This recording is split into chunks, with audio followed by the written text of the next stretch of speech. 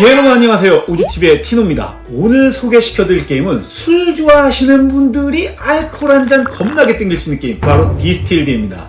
디스틸드는 각 플레이어들이 증류업자가 되어서 전세계 유명 증류주들의 레시피를 얻어서 그것들을 제조하고 그것들을 팔아서 돈과 승점을 얻는 그런 게임인데요. 특히나 실제 증류주를 좋아하시는 분들이라면 익숙한 증류들이 본판만 해도 이렇게 만나볼 수가 있는 가슴 뛰는 게임입니다. 이게 테마가 테마니만큼 증류주에 대한 이야기를 안 할 수가 없는데요. 우리가 쉽게 알고 있는 이 소주도 증류주고요. 소주 아닙니다. 많은 분들에게 익숙한 보드카나 진, 위스키가 바로 증류주입니다. 맥주나 와인과 같은 발효주와는 달리 증류주는 말 그대로 알코올을 증류해서 더 높은 알코올을 추출해 만드는 술인데요. 소위 액기스를 뽑아내서 만드는 술인지라 대량의 술을 증류해야 되기 때문에 가격이 더 비쌀 수밖에 없죠. 그럼 여기서 또 드는 의문이, 그러면 증류주가 다 비싸다고 하는데 소주는 또 싸지 않아요? 라고 의문을 던지실 수도 있는데요. 우리가 현재 마시는 소주는 바로 희석식 소주이기 때문이고, 과거의 전통 증류주 방식으로 나오는 건 요즘 일품진로 같은 것도 있죠. 그리고 재미나게도 초기에 이 증류주에 관해서 연구한 사람들이 이슬람 학자라고 해요. 그래서 우리가 소위 말하는 그 알코올이 함부라 같은 아랍어의 정관사 알이라고 하고요. 알코올이 더 강해진 만큼 마시는 용이 아니라 소독약용으로도 사용됐다고 합니다. 이렇게 대량의 원료와 기술이 필요한 작업이기 때문에 예로부터 증류주는 아무나 만들 수 있었던 게 아니었고, 때문에 증류주는 고급주라는 인식이 새겨지게 된 것이죠. 이런 터인지라 게임을 즐기는 플레이업자들 또한 단순한 증류업자가 아니라 위대한 가문의 후손으로서 물려받은 이 증류소를 부흥시켜야 한다는 과업을 부여받았다 라는 스토리가 붙게 되는 게임입니다. 참고로 술게임이라고 해서 와인도 나오는지 궁금하신 분들도 계실 텐데, 와인은 증류주가 아니고 그 와인을 증류해서 나오는 꼬냑이나 알마낙 같은 게 있는데, 그걸 통칭해서 여기 브랜디라고 등장하긴 합니다. 이제 게임으로 넘어오면 이 디스틸드는 총 7라운드를 진행하게 되고요. 라운드마다 재료와 설비들을 준비하는 시장 단계와 준비한 재료들을 가지고 술을 증류하는 증류 단계, 그리고 증류된 술을 파는 판매 단계로 이루어집니다. 이때 증류주는 바로 팔 수도 있지만 즉시 팔지 않고 숙성하는 술들을 만들 수도 있기 때문에 숙성을 선택한 사람들은 숙성 단계까지 거치게 됩니다. 이 숙성 단계를 거칠 때면 이 품위 카드가 한 장씩 이렇게 들어가게 되는데요. 이게 재미나게도 랜덤적인 요인이 있어서 술을 팔기 전까지는 어떤 품위가 추가되었는지는 알 수가 없습니다. 때문에 술을 팔려고 카드를 확인했을 때 재미난 각종 풍미 카드를 보면서 빵 터지는 그런 느낌도 있고요. 플레이버 텍스트를 읽는 재미난 요소가 있기도 했습니다. 풍미 카드는 최대 이렇게 5장까지 담길 수가 있고요. 기본적으로는 몇 장의 풍미 카드가 있느냐에 따라서 여기 추가점이 주어지기도 하고, 좋은 풍미 카드였다면 추가 금액을 얻을 수도 있습니다. 쉽게 각 라운드마다 한 번에 술을 만들 수 있는 기회가 있는 셈이므로 총 7종류의 술을 제조하게 되는데요. 이때도 풍미를 위해서 내가 원한다고 무조건 다 숙성에 필요한 증류주를 만들 수 없는 게, 이 게임판에 보시면 숙성을 할 수 있는 숙성고가 딱 2곳밖에 존재하지 않기 때문에 적절한 술 제조의 그 순서라든지 계획이 필요합니다. 물론 좋은 술을 만들기 위해서는 많은 재료들과 조건들이 필요하고, 그것들을 구매하려면 실질적으로 요런 돈을 내면서 비용이 들어가기 때문에 초반부터 비싼 술을 만들어야지 하는 마음은 좀 접어두시는 게 좋습니다. 그 가문이 이 증류소는 물려줬지만 돈은 그렇게 많이 물려준 게 아니기 때문에 굉장히 빈곤하게 시작을 하게 됩니다. 이렇게 뒤집어 보시면 시작자 3원 주네.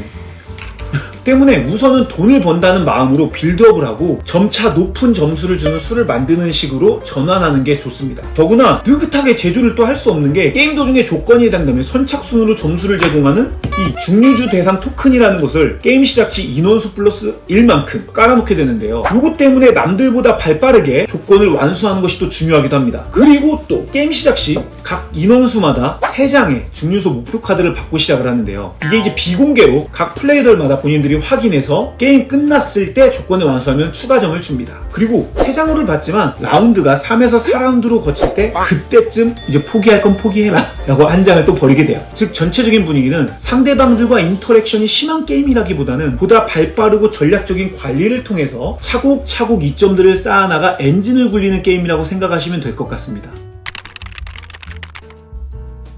이게 게임이 뭐니 해도 약간 이 술을 만드는 게임이다 보니 증류주를 만드는 과정이 과연 게임에서 어떻게 그려질지가 굉장히 궁금했던 부분인데요. 이 부분을 제법 심플하면서도 긴장감 있게 잘 구성해 놓았습니다. 우선 증류를 하기 위해서는 기본적으로 여기 있는 효모, 그리고 물, 그리고 여기 있는 이제 당분들이 필요합니다. 이렇게 세 가지를 증류해야 증류주가 나오는 셈인데, 당분은 이 어떤 당분을 쓰느냐에 따라서 곡물 당분과 식물 당분, 그리고 과일 당분으로 나뉩니다. 소주를 만들 때 사용하는 쌀처럼 곡물 당분이 가장 싼 재료이고요. 그리고 브랜디를 만들 때 사용하는 이 과일 당분이 가장 비싼 당분이라고 생각하시면 됩니다. 이렇게 세 가지의 재료를 자신의 게임판 좌측에 배치를 하면 실제 원리대로 효모가 먼저 당분을 에탄올로 바꾸듯 당분 카드 수만큼 알코올이 추가가 됩니다. 그럼 우리는 이 재료들이 혼합기에서 재료가 혼합되듯 실제로 이것들을 섞어서 이렇게 셔플을 하게 됩니다. 그리고 이것들을 보관통에 담아야 되는데, 이 보관통에 담기 전에 더미 메뉴 첫 카드와 그리고 맨 밑에 카드를 제거하게 됩니다. 이는 실제로 증류 과정에서 알코올이 가장 강한 첫 액체인 초류와 풍미가 좋지 않은 후류를 제거하는 과정을 게임화한 것으로서 이 과정을 통해서 자신이 이번에 술을 만들려는 중요한 재료가 빠지기도 하는 물적인 요인이 절묘하게 들어간 것이죠. 하지만 이렇게 제거되었다고 해서 게임에서 완전 제거되는 건 아니고 다시 자신의 저장실로 돌아가서 다음 라운드에 다시 사용할 수 있게 됩니다. 재활용을 할 수 있기 때문에 다행이라고 생각은 하지만, 문제는 만들려고 하는 이 증류주마다 필요한 당의 조건들이 저마다 다르기 때문에 의도치 않게 계획이 변경되는 수가 생기게 됩니다. 그 랜덤적인 요인으로 피해를 받고 싶지 않거나 정말 중요한 증류주라고 생각한다면 빠질 것까지 감안해서 추가로 이렇게 좀 많이 재료를 넣어야 되겠지만, 그 또한 이 비용이 허락할 때의 이야기이긴 합니다. 어쨌건 운이 좋건 나쁘건 이 증류주가 만들었으면 이것을 통에 넣어야 되는데, 확인을 해서 내가 이번에 해당되는 술에 대한 라벨을 가져와 술통에 붙입니다. 숙성을 하지 않는 증류주라면 금속 술통에 넣어야 되고요. 숙성을 해야 되는 증류주라면 오크향을 입히는 나무 술통이라든지 아니면 전통주를 담는 것 같은 이 진흙 술통에 넣어두게 됩니다.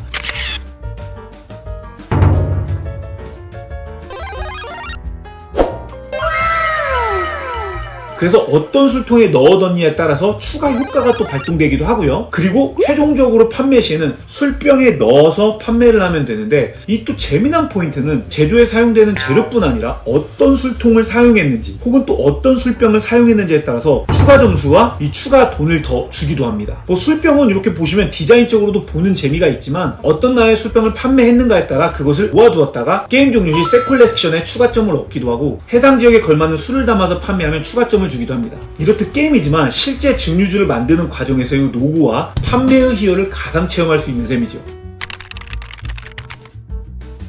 박스에서 느껴지는 중후한 느낌으로 받은 첫 인상이 저는 약간 강렬한 유료 게임을 생각해서였는지는 모르겠지만, 처음 게임을 즐겼을 때는 솔직히 내가 뭔가 빠뜨린 게 있는 건 아닌가 싶을 정도로 무겁지 않은 느낌이었습니다. 다만 이게 배우는 룰, 하는 룰이 쉽다는 얘기지 게임을 풀어가는 과정까지 쉬운 건 아닙니다. 결국 쉽게 말하면 재료를 구비해서 내가 원하는 술을 만든다, 바로 이거긴 한데, 누구나 각 라운드마다 한 개의 술을 제조함으로 총 7개의 술 제조로 점수와 돈을 얻는 거라서 한정된 술로 최대의 가치를 뽑아내야 되는 고심이 필요하고요. 재료에는 기본 재료와 여기 있는 고급 재료가 있는데, 초반에는 돈이 너무 부족하기 때문에 고급 재료는 뭐 이런 거 거들떠보지도 못하고 기본 재료에 의존하게 됩니다. 하지만 라운드마다 이 기본 시장에서 기본 재료를 가져올 수 있는 게 횟수가 각 플레이어당 라운드마다 2회로 제한이 되어 있기 때문에, 증류주의 최소 조건이 효모, 물, 당분 이렇게 세 가지인 걸 감안하면 결국 최소한 한 개는 구매를 해야 된다는 셈이죠. 그리고 이때 기본 재료들은 이 기본 시장의 재료가 넉넉하게 오픈되어 있기 때문에 나중에 챙겨도 되지만, 고급 시장이라 불리는 업그레이드 그리고 재료, 고급 물품들은 4장의 카드가 먼저 오픈되어 있고 누구든지 먼저 구매하는 사람이 임자이기 때문에 원하는 재료가 겹칠 경우는 먼저 채워가는 게 중요합니다. 카드를 이렇게 구매하면 바로 밀리고 새로운 카드가 오픈되기 때문에 원하는 재료가 나오지 않으면 나올 때까지 내가 좀 리프레시가 됐으면 해서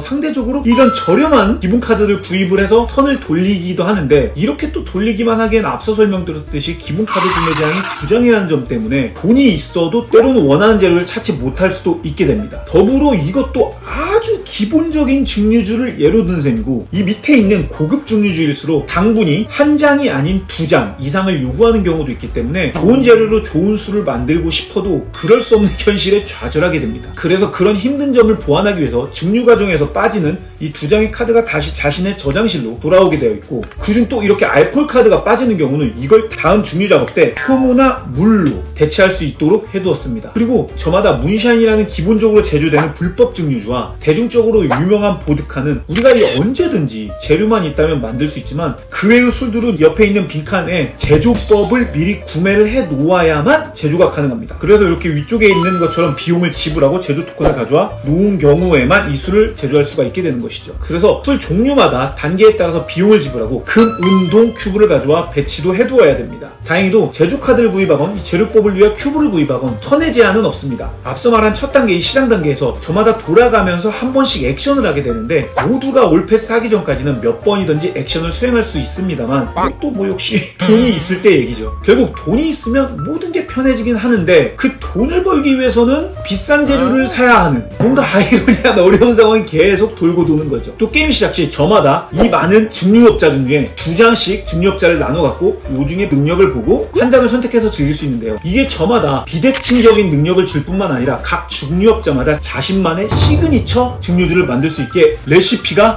준비되어 있습니다.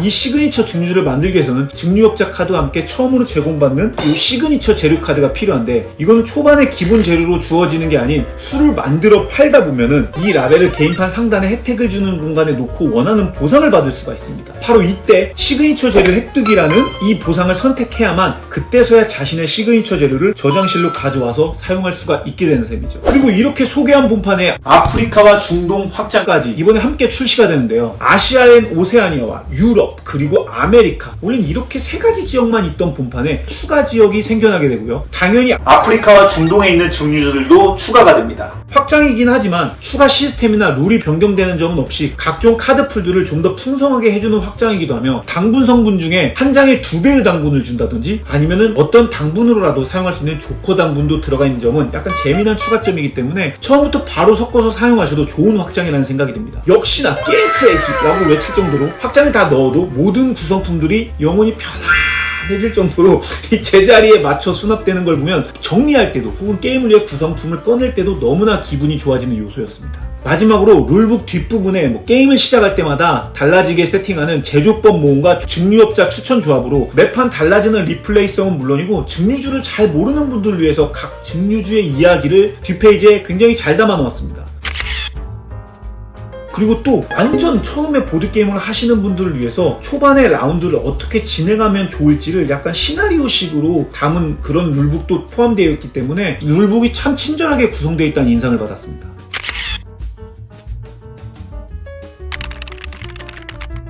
서두에도 언급했듯이 이 게임의 포지션의 인식이 우선 중요하다고 생각이 됩니다. 그 여타의 복잡한 유로게임을 생각하셨다면 확실히 그 정도의 게임은 아니라는 생각은 들고요. 각종 업그레이드 설비 카드 및 고급 물품들의 기능들은 한번 읽어보고 숙지를 해야 한다는 걸 감안하고서도 저는 약간 그 윙스팬 정도의 포지션이라는 게임을 강하게 받았습니다. 웨이트도 그렇고요. 실제로 마켓풀에서 카드를 가져와 게임판 위에서 카드 관리를 하는 게임이라는 점도 닮아있고, 물론 윙스팬보다 약하긴 하지만 엔진을 만들어 나가는 느낌과 확장 또한 윙스팬 카드풀을 보강해주는 유럽 확장과 비슷한 느낌이기도 합니다. 또 상호 간의 견제라는 요소가 직접적이기보단 간접적 견제와 선착순 요소로 상호 자극을 주기 때문에 게임을 하면서 약간 기분이 상할 일이 없다는 점도 비슷하죠. 때문에 윙스팬과 카드 핸드 관리 게임을 좋아하시는 분들이라면 이 디스틸리도 좋아하실 것 같고요. 패키지의 덩치나 혹은 기구에이트에서 3점대 수치를 보시고 겁을 먹으신 분들이라면 조금은 마음을 편하게 먹고 접근하셔도 좋을 것 같다는 생각이 들었습니다. 이상